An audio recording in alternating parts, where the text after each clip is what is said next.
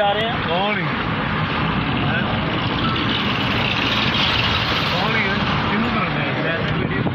हम जा रहे हैं वादी नीलम पकान। बिस्मिल्लाहिर्रहमानिर्रहीम।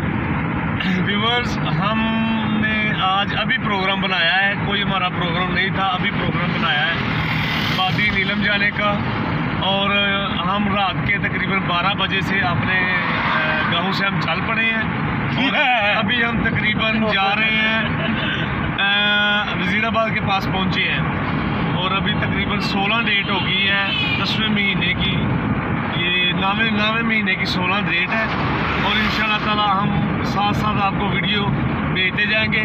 और आप हमारी वीडियो सब्सक्राइब करना ना भूलिएगा, बेल आइकन को दबाना ना भूलिएगा। हम साथ साथ आपको जो इंफॉर्मेटिव वीडियो हम आपको साथ साथ बताएंगे, जहाँ जहाँ हम जाएंगे आपको बताते जाएंगे और हर जो मंज़र है वो आपको उस मंज़र का नज़ारा करवाएंगे। और ठीक है, और साथ साथ हम आपको नेक्स्ट जो सुबह जब जाएंगे तो हम आपको भी सैर कराएंगे, आप हमारे साथ ही सैर करेंगे। ओके, अल्लाह हाफिज़।